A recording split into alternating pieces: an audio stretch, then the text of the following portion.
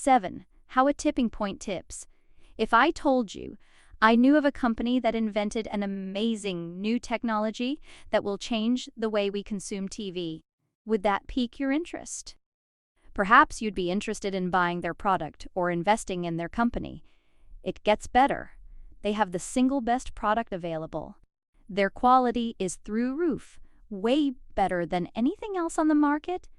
And their PR efforts have so been remarkable, they've even become a household name. Interested? This is the case of TVO, a company that seemed to have everything going for them, but turned out to be a commercial and financial failure. Since they seemed to have the recipe for success, TVO's flop defied conventional wisdom.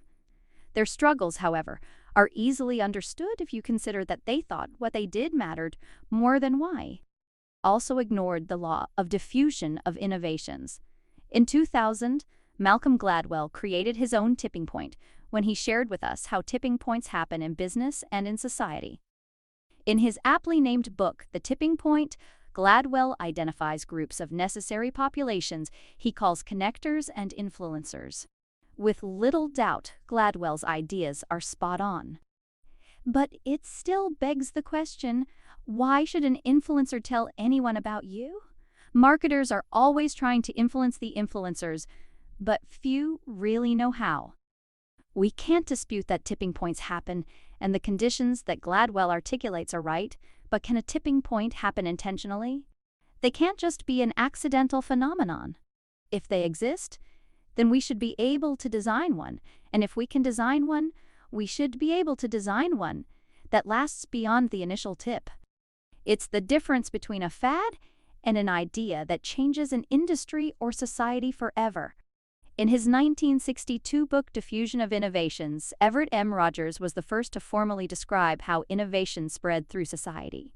30 years later, in his book Crossing the Chasm, Jeffrey Moore expanded on Rogers' ideas to apply the principle to high-tech product marketing. But the law of diffusion of innovations explains much more than just the spread of innovation or technology. It explains the spread of ideas.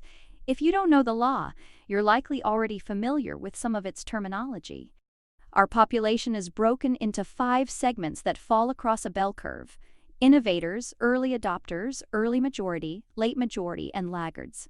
As the law states, the first 2.5% of the population are the innovators, and the next 13.5% are early adopters. Innovators, Moore says, pursue new products or ideas aggressively and are intrigued by any fundamental advance. Being first is a central part of their lives.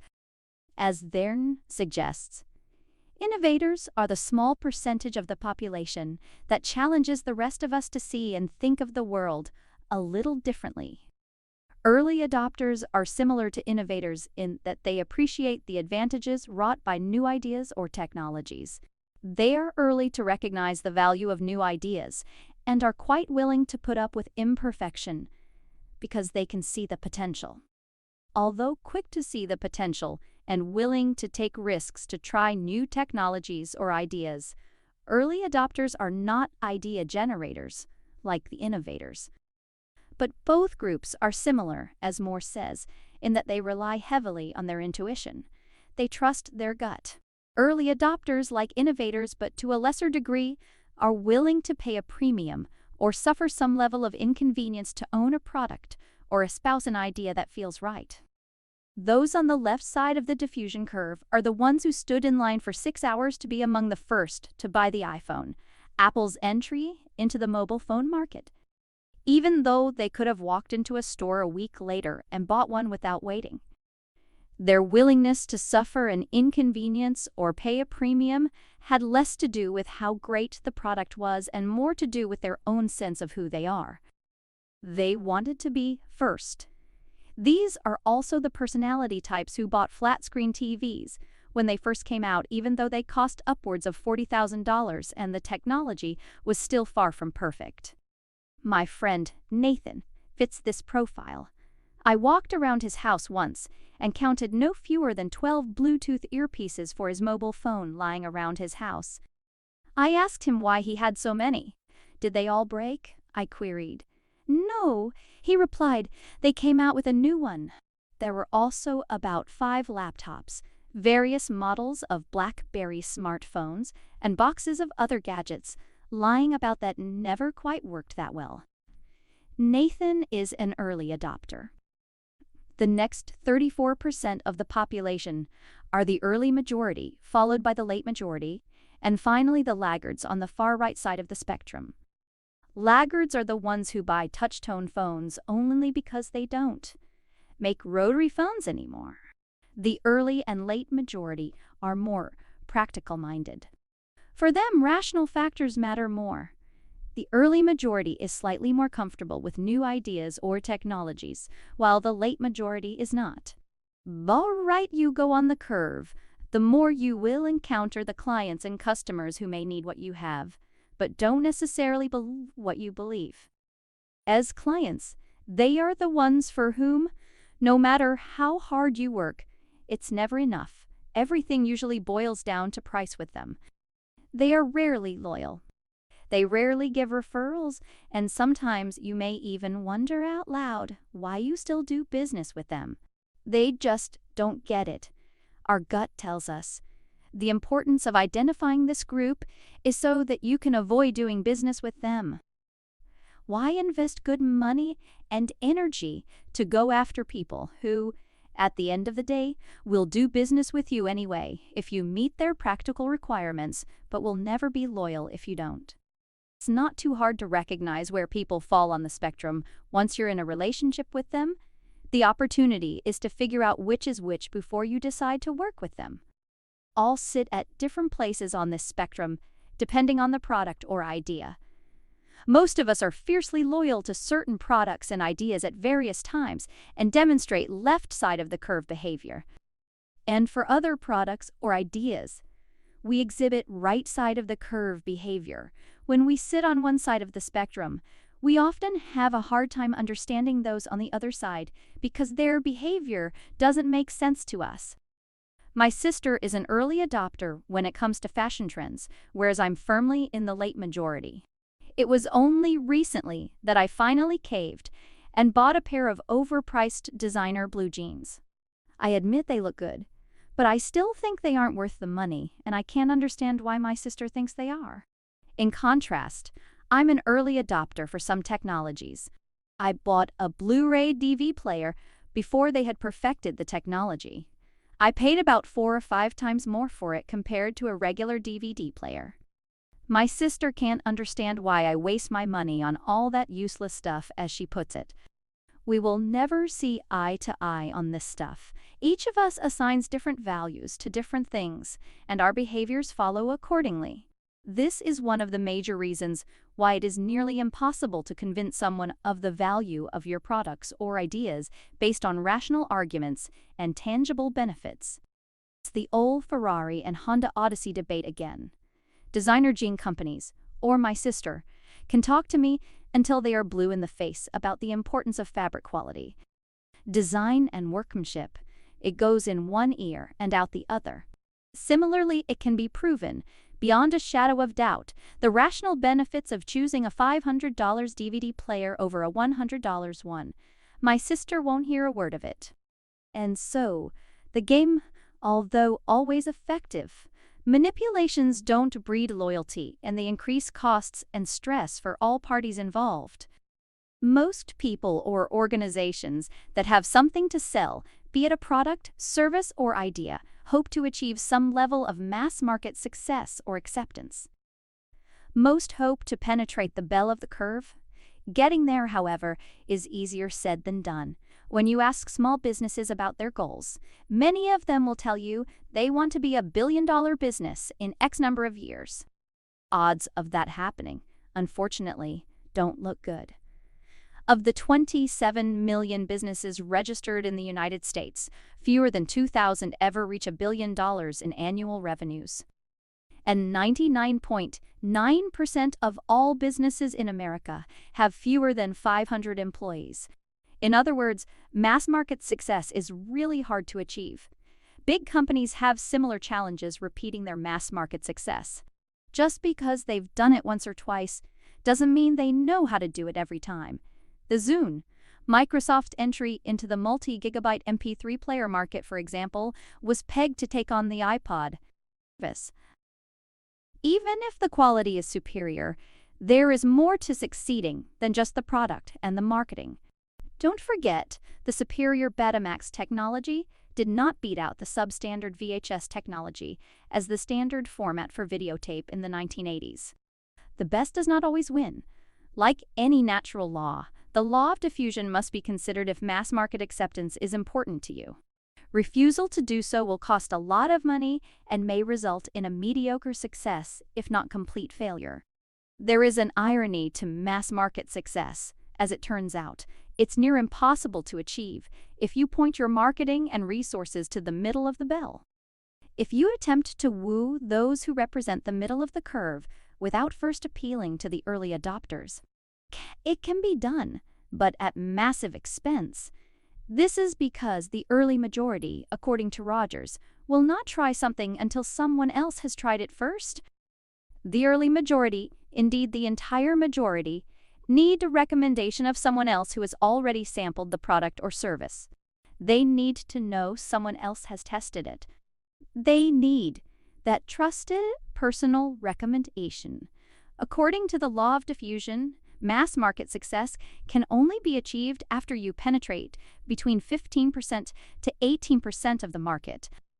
That's because the early majority won't try something new until someone else has tried it first. This is why we have to drop our price or offer value-added services. We're attempting to reduce the risk tolerance of these practical-minded people until they feel comfortable to buy. That's what a manipulation is. They may buy, but they won't be loyal. Don't forget, loyalty is when people are willing to suffer some inconvenience or pay a premium to do business with you. They may even turn down a better offer from someone else, something the late majority rarely does. The ability to get the system to tip is the point at which the growth of a business or the spreading of an idea starts to move at an extraordinary pace. It is also at this point that a product gains mass market acceptance, the point at which an idea becomes a movement. When that happens, the growth is not only exponential, it is automatic. Just goes. The goal of business then should not be to simply sell to anyone who wants what you have, the majority, but rather to find people who believe what you believe, the left side of the bell curve. They perceive greater value in what you do and will happily pay a premium or suffer some sort of inconvenience to be a part of your cause. They are the ones who, on their own volition, will tell others about you. That 15 to 18% is not made up of people who are simply willing to buy the product. It is the percentage of people who share your beliefs and want to incorporate your ideas, your products, and your services into their own lives as what's to their own wise.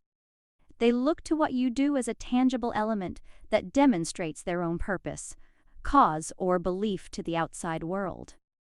Their willingness to pay a premium or suffer inconvenience to use your product or service says more about them than it does about you and your products. Their ability to easily see why they need to incorporate your products into their lives makes this group the most loyal customers. They are also the most loyal shareholders and the most loyal employees. No matter where they sit in the spectrum, these are the people who not only love you, but talk about you. Get enough of the people on the left side of the curve on your side and they encourage the rest to follow. I love asking businesses what their conversion is on new business efforts. Many answer proudly, 10%. Even if you ignore the principles of the golden circle, the law of averages says you can win in about 10% of the business. Throw enough spaghetti against the wall and some of it sticks. To grow the business, all you need to do is more prospecting, which is why growing your business by aiming at the middle of the curve is so expensive. Though the business may grow, the average will stay about the same, and 10% is not enough for the system to tip. Likewise, 10% of your existing customers or clients will naturally show loyalty to you. Why are they so loyal? Like our inability to explain why we love our spouses, the best we can muster up to explain what makes them such great clients is, they just get it. And though this explanation may feel right, it is completely unactionable. How do you get more people to get it? This is what Moore refers to as the chasm, the transition between the early adopters and the early majority, and it's hard to cross. But not if you know why. If you have the discipline to focus on the early adopters, the majority will come along eventually. But it must start with why. Simply focusing on so-called influencers is not enough. The challenge is, which influencers? There are those who seem to fit the influencer profile more than others, but in reality, we are all influencers at different times for different reasons. You don't just want any influencer, you want someone who believes what you believe. Only then will they talk about you without any prompts or incentives. If they truly believe in what you believe, and if they are truly on the left side of the curve, they won't need to be incentivized. They'll do it because they want to. The entire act of incentivizing an influencer is manipulative. It renders the influencer completely inauthentic to his or her group. It won't take long for the group to find out that a recommendation wasn't made with the group's best interest in mind, but rather because of one person's self-interest. Trust erodes and the value of the influencer is rendered useless. Refusing to consider the law of diffusion will cost you. In 1997, TVO was racing to market with a remarkable new device. Few would debate that from the time the product was introduced to the present day, TVO has had the single highest quality product in its category. The company's PR has been extraordinary. They have achieved an unaided awareness that most brands can only dream of. They have become more than generic terms, like Kleenex, Band-Aids, and Q-tips.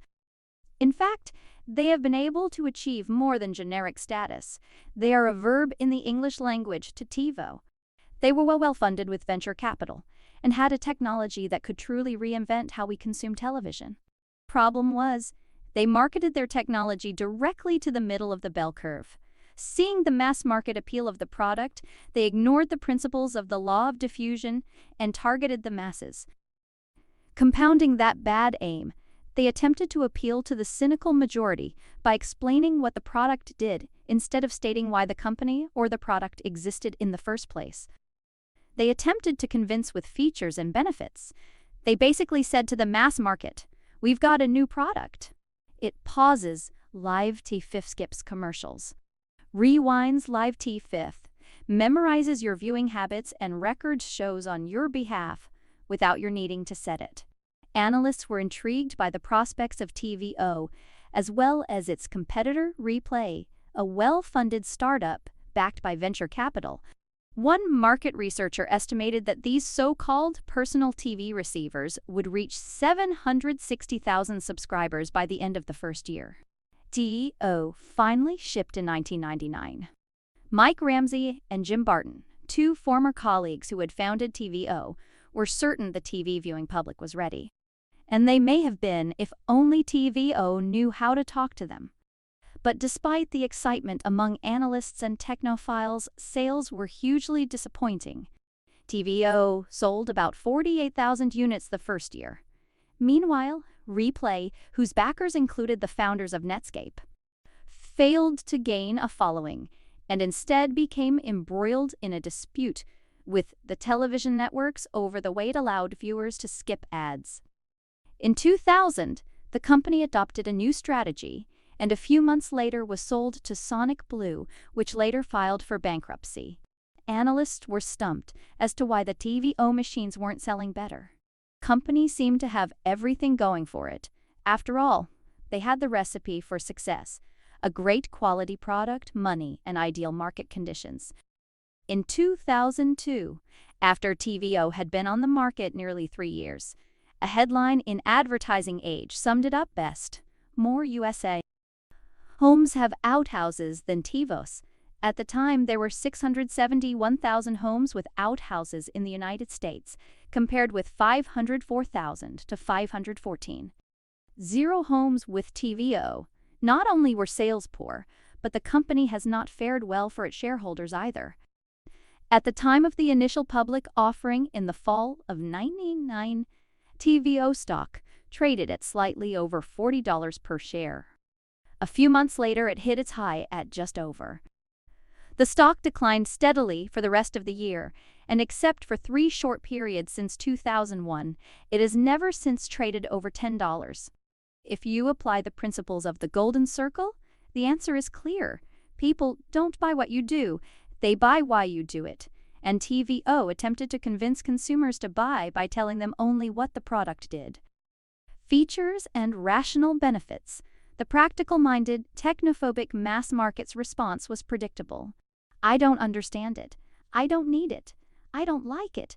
You're scaring me. There were a small number of TVO loyalists, probably about 10%, those who just got it, who didn't need an explicit articulation of why. They exist to this day, but there were not enough of them to create the tipping point that TiVo needed and predicted. What TVO should have done is talked about what they believed. They should have talked about why the product was invented in the first place, and then ventured out to share their invention with the innovators and early adopters who believed what they believed.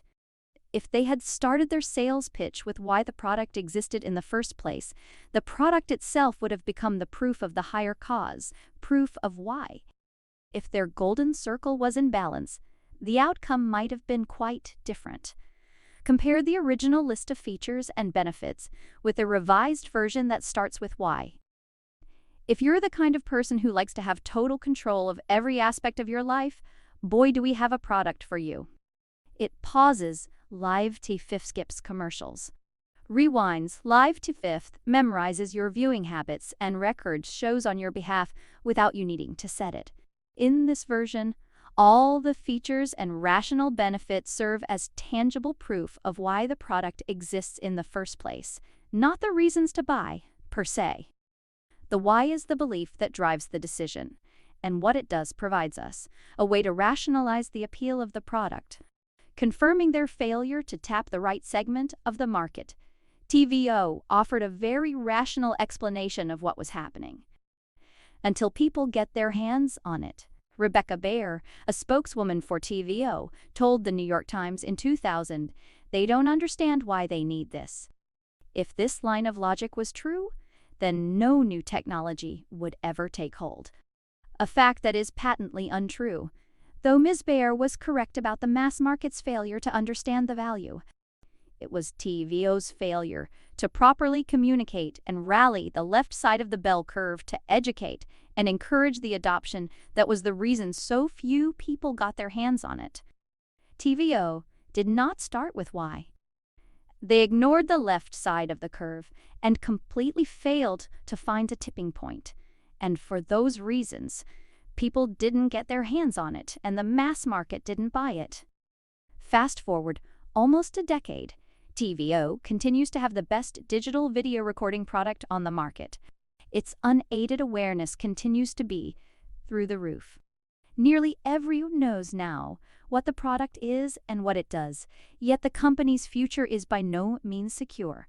While millions of viewers may say they TVO things all the time, unfortunately for TVO, they aren't using a TiVo system. Rather, they TiVo shows using a digital video recorder provided by the cable or satellite company. Many try to make the argument that TVO's failure was due to the cable company's superior distribution. We know that people often go out of their way, pay a premium, or suffer an inconvenience to buy a product that resonates on a visceral level with them. Until recently, people who wanted a custom Harley-Davidson motorcycle waited upwards of 6 months to a year to take delivery of their product. By any standard, that's just bad service. Consumers could have just walked into a Kawasaki dealership and walked right out with a brand new bike. They could have found a very similar model with similar power, and maybe even for less money. But they suffered the inconvenience willingly, not because they were in the market for a motorcycle, but because they wanted a Harley. TVO is not the first to ignore these sound principles and won't be the last. The meager success of satellite radio technology like Sirius or XM radio has followed a similar path. They offered a well-publicized, well-funded new technology that attempted to convince users with a promise of rational features and benefits, no commercials, and more channels than the competition. Throw in an impressive array of celebrity endorsements, including rap star Snoop Dogg and 1970s pop icon David Bowie, and the technology still didn't stick. When you start with why, those who believe what you believe are drawn to you for very personal reasons. It is those who share your values and beliefs, not the quality of your products, that will cause the system to tip. Your role in the process is to be crystal clear about what purpose, cause, or belief you exist to champion, and to show how your products and services help advance that cause. Absent a why, new ideas and technologies quickly find themselves playing the price and feature game, a sure sign of an absence of why and a slide into commodity status. It is not the technology that failed, it was how the companies tried to sell it. Satellite radio has not displaced commercial radio in any meaningful way. Even when Sirius and XM merged, hoping the joint force of their companies would help change their luck, shares for the combined company sold for less than 50 cents apiece. And, last time I checked, XM was offering a discount, a promotion, free shipping, and a claim of being America's one satellite radio service with over 170 channels to push their product. Give the people something to believe in. On August 28, 1963, 250,000 people from across the country descended on the Mall in Washington, D.C. to hear Dr. Martin Luther King Jr. give his famous I Have a Dream speech. The organizers didn't send out 250,000 invitations, and there was no website to check the date. How did they get 250,000 people to show up on the right day at the right time? During the early 1960s, the country was torn apart by racial tensions. There were riots in dozens of cities in 1963 alone. America was a country scarred by inequality and segregation. How the civil rights movement lifted an idea that all men are created equal to become a movement with the power to change a country is grounded in the principles of the Golden Circle and the law of diffusion. Dr. King was not the only person alive during that time who knew it had to change to bring about civil rights in America. He had many ideas about what needed to happen, but so did others. And not all of his ideas were good. He was not a perfect man. He had his complexities. But Dr. King was absolute in his conviction. He knew change had to happen in America. His clarity of why, his sense of purpose, gave him the strength and energy to continue his fight against often seemingly insurmountable odds. There were others like him who shared his vision of America, but many of them gave up after too many defeats. Defeat is painful, and the ability to continue head-on, day after day, takes something more than knowing what legislation needs to be passed. For civil rights to truly take hold in the country, its organizers had to rally everyone. They may have been able to pass legislation, but they needed more than that. They needed to change a country. Only it could rally a nation to join the cause, not because they had to, but because they wanted to. Could any significant change endure? But no one person can effect lasting change alone. It would take others who believed what King believed. The details of how to achieve civil rights, or what needed to be done, were debatable, and different groups tried different strategies. Violence was employed by some, appeasement by others. Regardless of how or what was being done, there was one thing everyone had in common: why they were doing it. It was not just Martin Luther King's unflappable conviction that was able to stir a population, but his ability to put his why into words. Dr. King had a gift. He talked about what he believed, and his words had the power to inspire. I believe, I believe, I believe. There are two types of laws, he shared: those that are just and those that are unjust. A just law, Dr. King expounded, is a man-made code that squares with the moral law. An unjust law is a code that is out of harmony with the moral law. Members of the Secret Service. All segregation statutes are unjust because segregation distorts the soul and damages the personality. His belief was bigger than the civil rights movement. It was about all of mankind and how we treat each other. Of course, his why developed as a result of the time and place in which he was born and the color of his skin. But the civil rights movement served as the ideal platform for Dr. King to bring his why, his belief in equality, to life. People heard his beliefs and his words touch them deep inside. Those who believed what he believed took that cause and made it their own. And they told people what they believed. And those people told others what they believed. Some organized to get that belief out more efficiently. And in the summer of 1963, a quarter of a million people showed up to hear Dr. King deliver his "I Have a Dream" speech on the steps of the Lincoln Memorial. But how many people showed up for Dr. King? 0. They showed up for themselves. It was what they believed. It was what they saw as an opportunity to help America become a better version of itself. It was they who wanted to live in a country that reflected their own values and beliefs, that inspired them to get on a bus to travel for 8 hours, to stand in the Washington sun in the middle of August, to hear Dr. King speak. Being in Washington was simply one of the things they did to prove what they believed. Showing up that day was one of the what's to their own why. This was a cause, and it was their cause. Dr. King's speech itself served as a visceral reminder of the belief shared by everyone who stood there listening. And that speech was about what he believed, not how they were going to do it. He gave the I have a plan speech. It was a statement of purpose and not a comprehensive 12-point plan to achieving civil rights in America. Dr. King offered America a place to go, not a plan to follow. The plan had its place, but not on the steps of the Lincoln Memorial. Dr. King's articulation of his belief was something powerful enough to rally those who shared that belief, even if they weren't personally affected by the inequalities. Nearly a quarter of the people who came to the rally that day were white. This was a belief not about Black America. This was a belief about a shared America. Dr. King was the leader of a cause for all those who believed what he believed, regardless of skin color. It wasn't the details of his plans that earned him the right to lead. It was what he believed and his ability to communicate it clearly that people followed. In essence, he, like all great leaders, became the symbol of the belief.